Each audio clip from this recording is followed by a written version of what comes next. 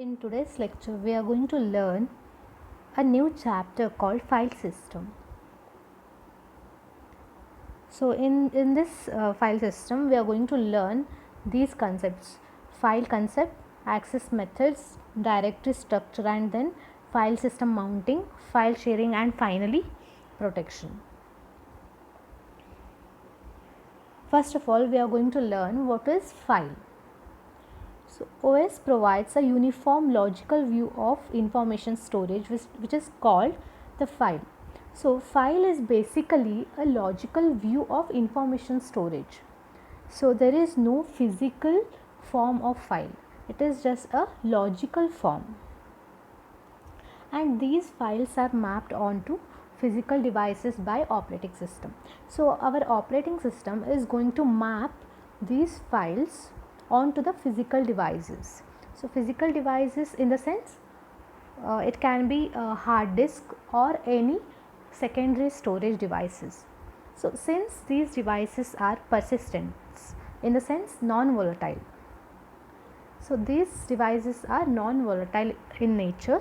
That's why the files which are stored onto the physical devices can be accessed persistently. Means it is a permanent storage. What is a file? File is named collection of related information that is recorded on secondary storage. As I have already told, we are going to store the files onto the physical devices, that is secondary storage. So, file is nothing but a named collection of related information. So, whenever a file is created, it will be given some name. So, it is a named collection of related information. So, the information which are very similar in nature will be stored onto the same file. There are different types of files. The files can be of data or program. Data in the sense it can be of numeric type, character type, or binary type, or it can also be of program type.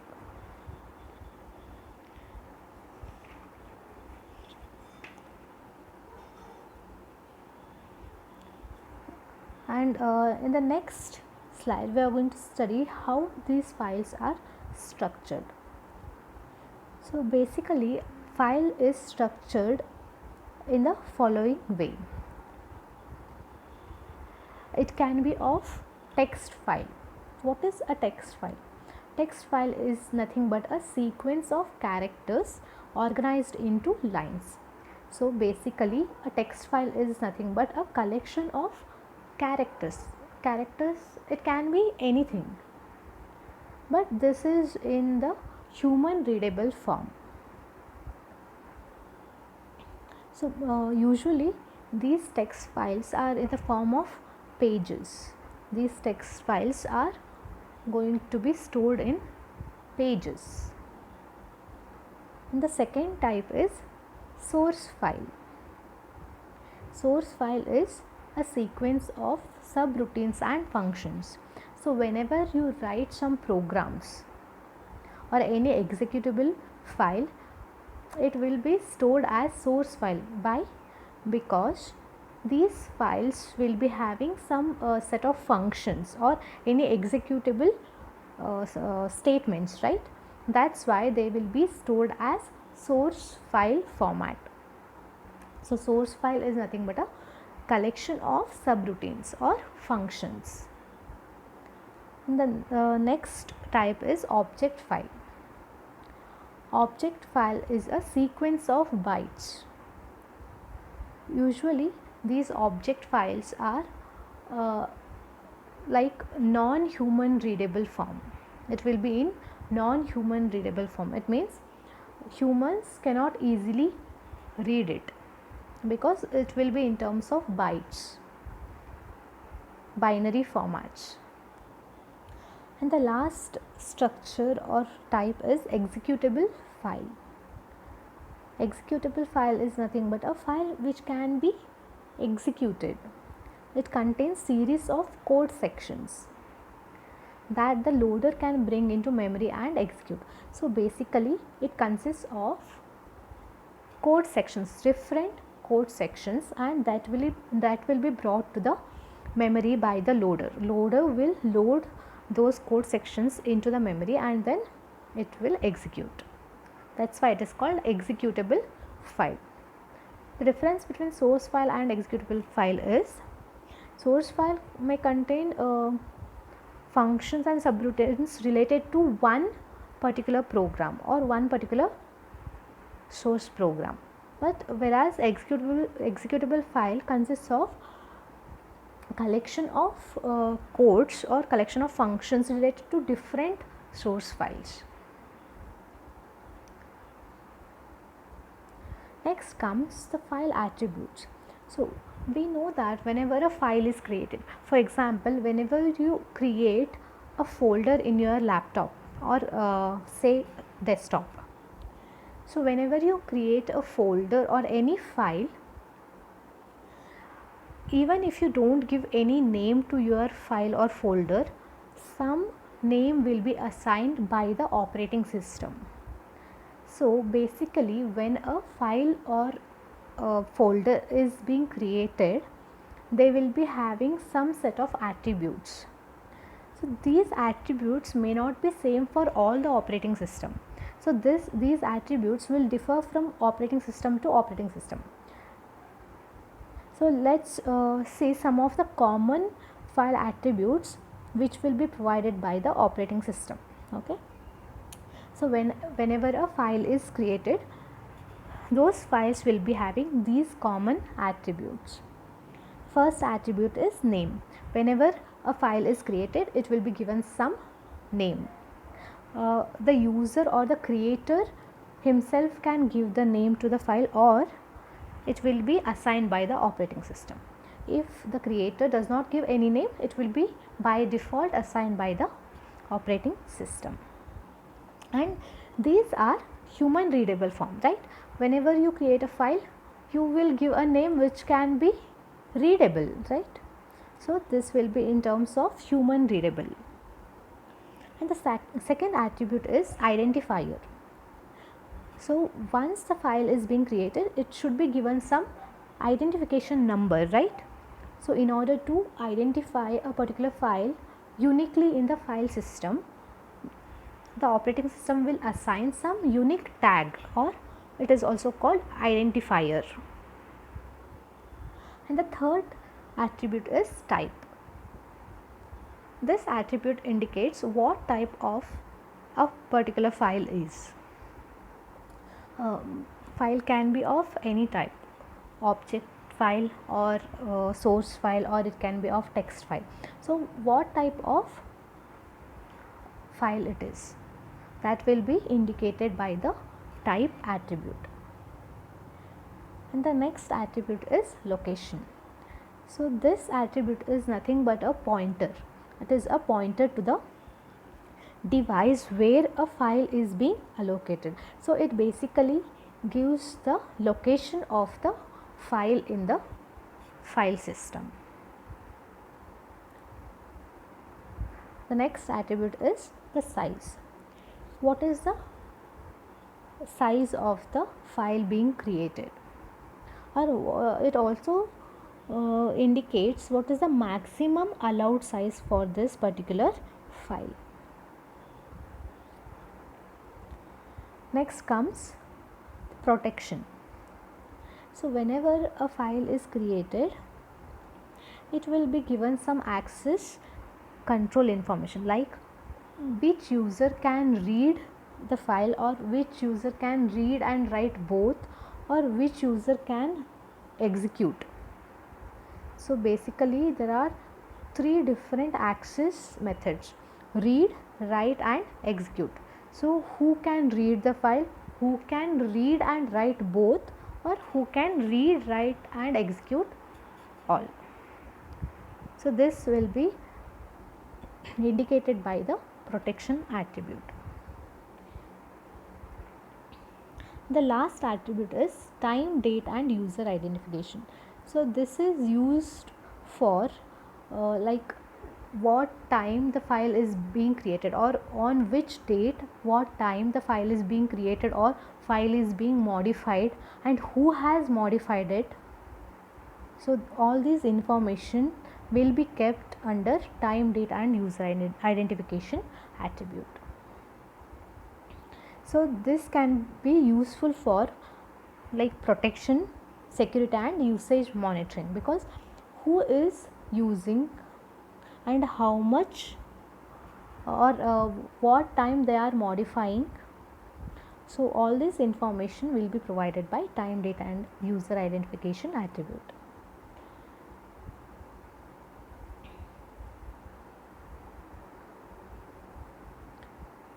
And next comes what type of or what all operations can be done on file. File is an abstract data type, and we can perform some of the operations on file. Those are listed here. The first operation is create. We can create a file. So this operation requires two steps. That is, so before creating any, to search for a free space, right? So whenever we want to create some file, there should be some space for that file in the disk or the secondary storage. If there is no file, then there is no space, then we cannot create a file, right? That's why first we need to search for the free space. That is the first step. And secondly, once the space is being allocated, we can make an entry for the new file. That will be done by giving the proper name, correct? So after finding the proper space, we need to make an entry for the new file. That is by giving proper name to the file. And the second operation is write. In order to write a file, once the file is being created, we will have to write something into the file, right? We cannot keep it blank. We have to make an entry into the file. Again, in order to write a file, first we need to search for the particular file, right? So we have to give the name of the file. What is the name of the file? Then after giving the name, the system searches the directory, correct? It will search the directory to find that file's location. So if that particular file is existing in the directory, then it will give back the file. Otherwise it will show some error message. And once the system has found the particular file with that name, it will return that file, and then the user have to update the write pointer. What is that write pointer? Each file will have read and write pointers. Write pointer indicates where a particular pointer was being placed in the last usage, like where we have stopped the write operation. It shows the recently used or recently updated information where we have stopped the write operation. So once it gives the location, like where the next write is to be taken place, from where we have to start writing. Once we get that point, we can continue writing a file. The next operation is read operation.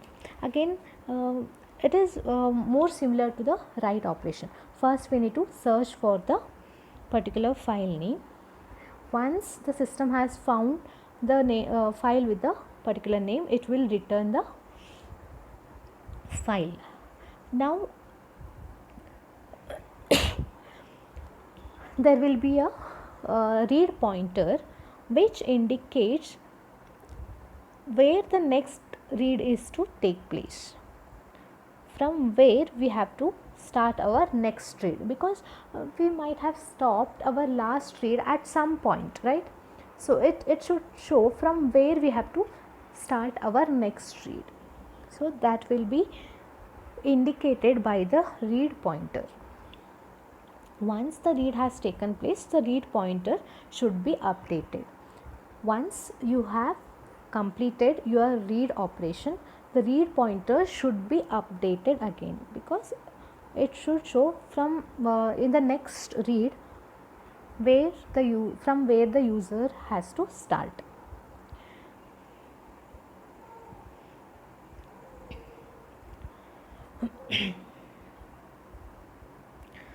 And the next operation is reposition within a file.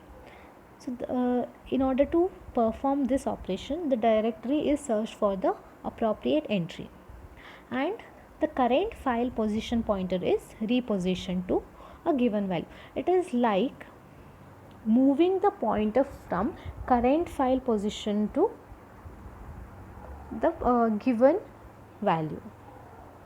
Like if I want to move the current file position pointer from first line to the second line, then I would have to give the second line's value, like how many number of moves I have to traverse.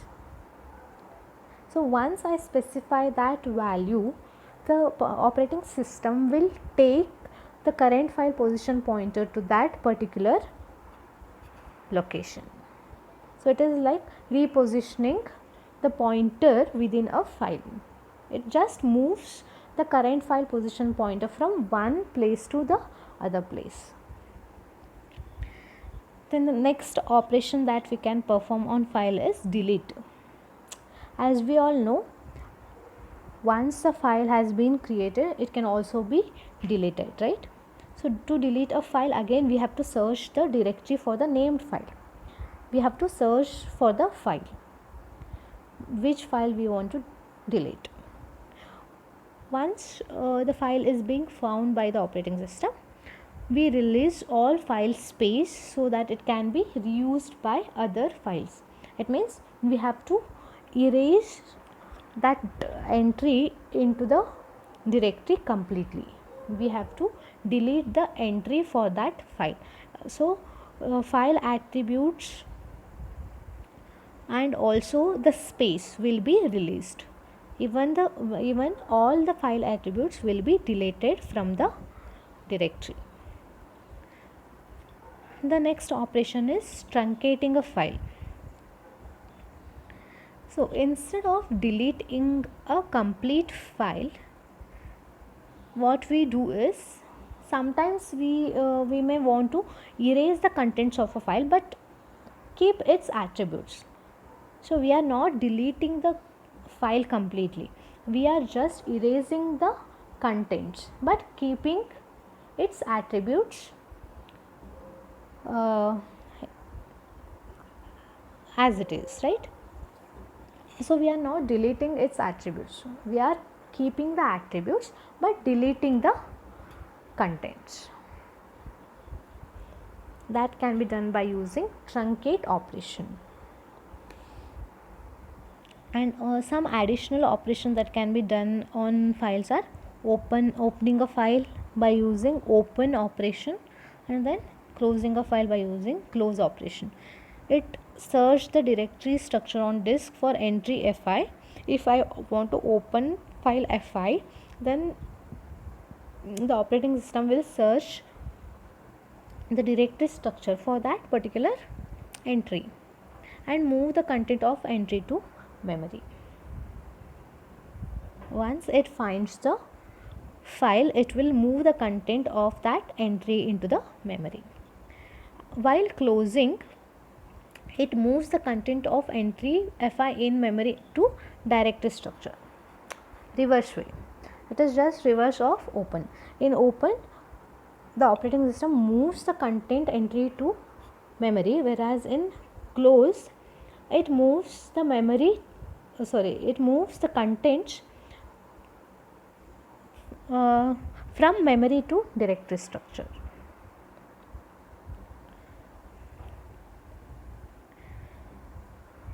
The next topic is open files. So whenever we open some file, operating system keeps information about currently open files which are stored in open file table. So operating system maintains a table called open file table exclusively for the opened files.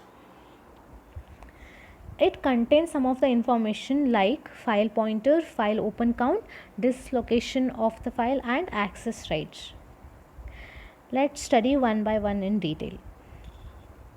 So whenever a particular file is being opened, we need to keep track of some of the information. Those information will be stored in open file table, and this table contains some of the information like file pointer. What is file pointer? It is pointer to last read or write location per process that has the file open. Okay, so file pointer is basically related to each process. So it is like if there are 4 processes which have opened say 2 different files. 4 processes have opened 2 files. Okay. So all these 4 processes will be having one file pointer each, and this file pointer indicates or points to last read or write location. If the file is being opened for read, then the pointer is pointed to the last read, where the last read was taken place, in which location the last read was taken place. If the file is open for write, then where the write operation was taken place in the recent usage.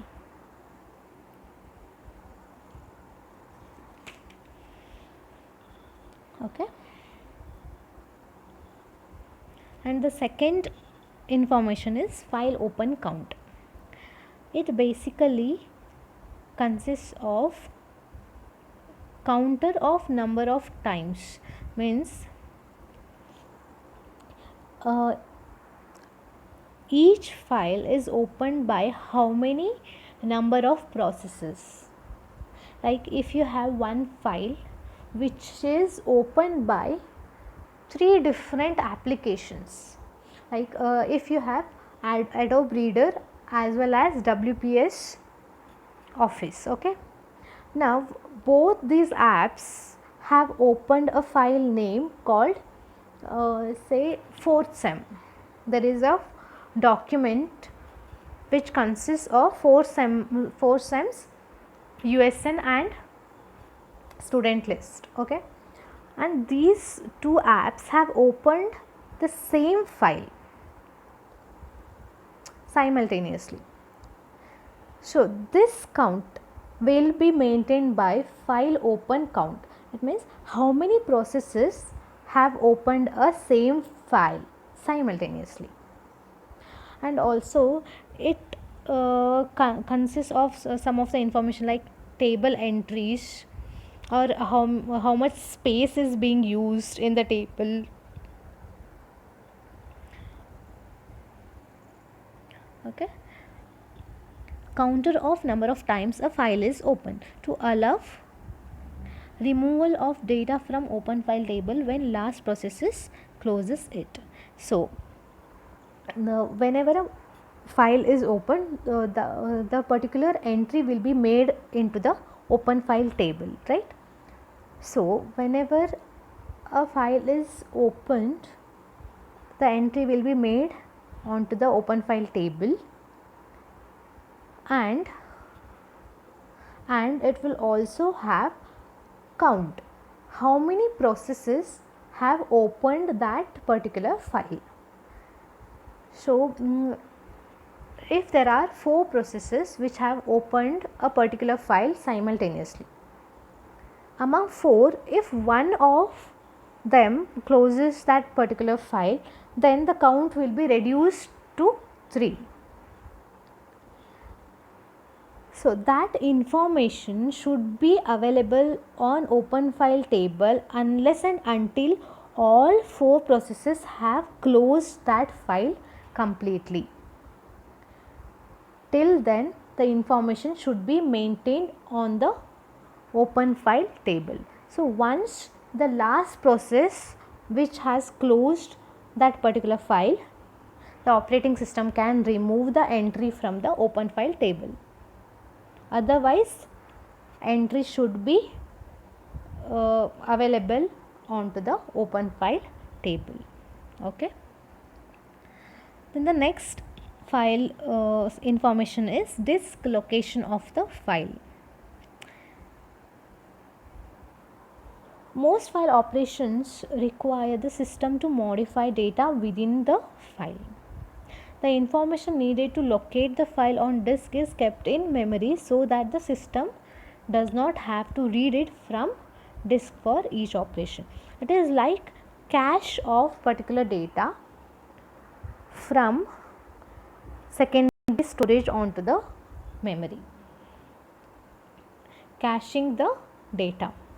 Disk location of the file. So if you require a particular file frequently, very frequently, then that file should be brought into the main memory.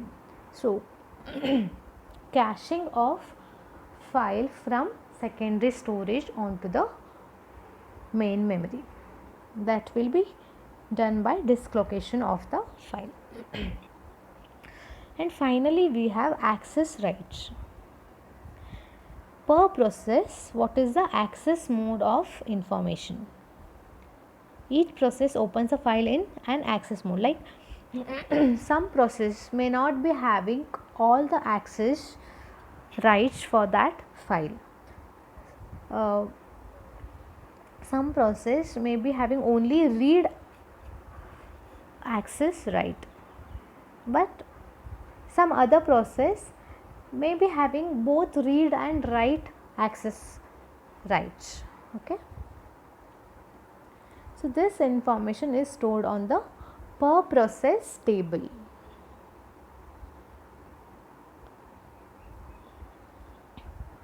So there will be no confusion for the operating system regarding the access rights, because this information is kept on per process table.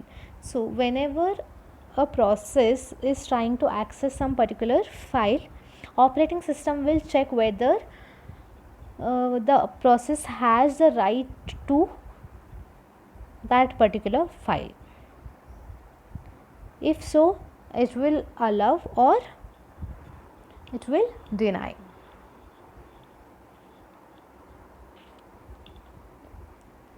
The next topic is open file locking. There is a facility for locking an open file in operating system. This is provided by the operating systems. File locks allow one process to lock a file and prevent other processes from gaining access to it. So whenever a process is accessing some file, it can lock that file so that other processes cannot gain access to it. So there are different types of locks: shared lock and exclusive lock. What is shared lock? Shared lock is very similar to reader lock. It means several processes can acquire this lock simultaneously. It is like reader lock. More than one process can acquire the lock simultaneously. Whereas in exclusive lock, it is very similar to write lock or writer lock. It means only one process at a time can acquire that lock. So if a process has acquired a exclusive lock, then other processes will be blocked from acquiring this lock. And also, in addition to shared and exclusive lock, operating systems also provides mandatory or advisory file locking mechanisms.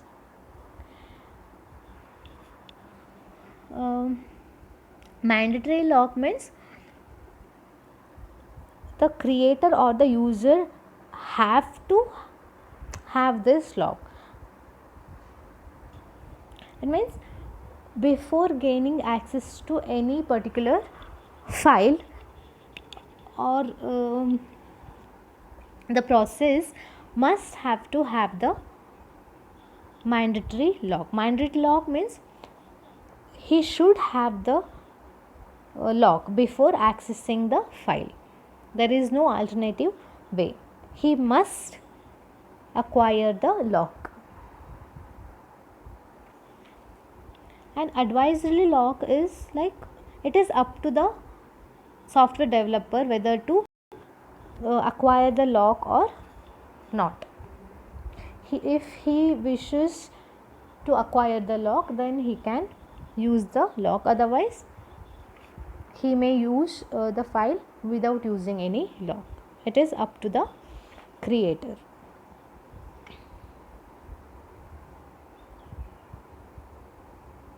Yeah. So in the next class we are going to study file types and names and their extensions.